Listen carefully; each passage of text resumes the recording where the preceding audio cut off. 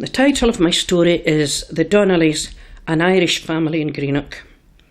With a name like Donnelly, my mother's people were obviously Irish, but where were they from exactly, and when and why did they come over here to the west of Scotland? I knew my grandfather was born in Greenock, but couldn't go any further back. I never knew any of my grandparents, as they had all died before I was born. I knew that my grandfather, John, or Jack Donnelly, died sometime in the 1940s. Using the Scotland's People website, I found the record of his death in January 1941. Working back from there, I was pleased at how much I was able to find out in a relatively short time. The furthest back I was able to go was to James Donnelly, a farmer or farm worker in Ireland in the 18th century. Not sure where, but probably Tyrone or just over the county boundary in Armagh. James and his wife, Alice Traynor, were my great-great-great-grandparents. It was their grandson, John, my great-great-grandfather, who came to Greenock with his wife, Isabella, around 1846. This was when the Irish potato famine was at its worst, when over 1 million people died of starvation and many emigrated looking for a better life. From the 1861 census, I got a picture of the Donnellys as an almost archetypal Irish family in Greenock at the time, living in the overcrowded, insanitary Venel. The father, John, worked as a labourer in one of the sugar refineries, and 2 of his young sons were also apprenticed there, aged just 14 and 12. This was horrible, hot, dirty, dangerous work, and it was difficult to recruit workers, except among the immigrant Irish, many of whom were destitute and desperate. Most of the workforce of Greenock's sugar industry in the 19th century was Irish. I pictured John Donnelly pretty well coming off the boat and going straight into the sugar house. A very typical story.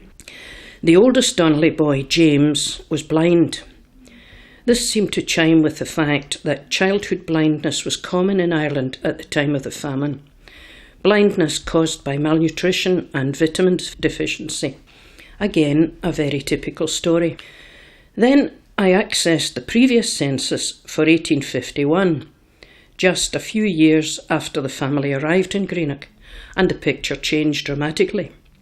John Donnelly was a policeman.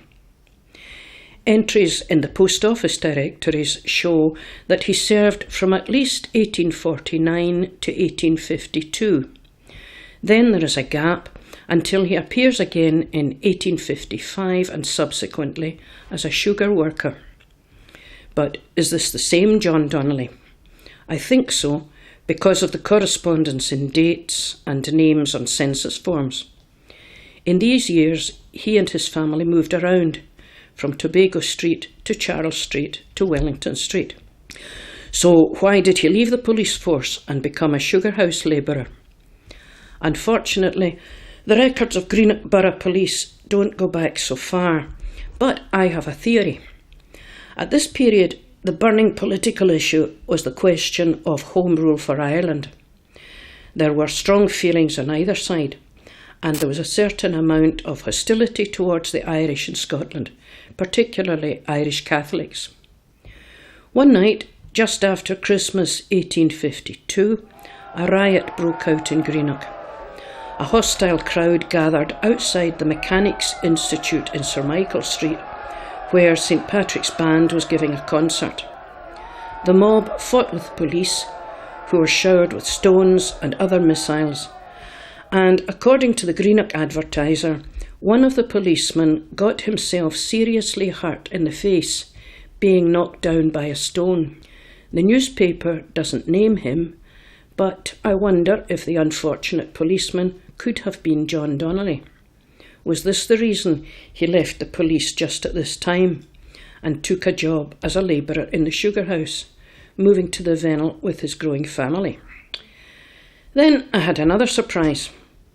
I had thought that John and Isabella's firstborn was the blind boy James, But now I discovered that there was an older son, Francis, who was 14 years old in 1851. He was an apprentice block maker, making either pulley blocks for ships or printing blocks. He disappears from the records after this, and I haven't been able to find out what happened to him. His brother James was 8 years younger. Given the speed with which the next children appeared in quick succession, it seems likely that one or two others had been born and died between Francis and James. And another discovery. Aged 6 in 1851, James wasn't yet blind and was attending school. Later on, we find two of his younger brothers working in the sugar house alongside their father, as I've already mentioned. A possibility is that James was also apprenticed there at a young age and lost his sight in an accident. James learned to play the violin and was a street musician. Despite having to work from a very young age, all the other Donnelly children attended school, St Mary's in East Shaw Street. Their parents, John and Isabella, couldn't sign their name. James's brother Bernard, my great-grandfather, married Jane Collins, who worked as a French polisher, probably on newly built ships. They were both just 19. Jane's father, John Collins, was a carter at the docks. Bernard had been a sugar house labourer since at least the age of 12, but some time after his marriage he went to sea. They eventually moved to London, where they lived for a few years in West Ham, presumably so that they could be together when Bernard's ship docked. In 1882, Bernard was sailing as a stoker on the SS Kangaroo, somewhere in the Mediterranean, when he died of asphyxia, most likely overcome by fumes in an engine room mishap. He was only 32 at the time. Jane and her 4 children moved back to Greenock, where the 2 older boys worked in the shipyards, serving their time as riveters. Jane herself was employed as a housekeeper. A number of years later, she remarried. Her oldest son, John, known as Jack, was my grandfather, which is where we came in. Jack went back to his roots in Ireland to find a bride, Lizzie McCall of the Moy in County Tyrone. I think they probably met when he was visiting relatives in nearby Dungannon.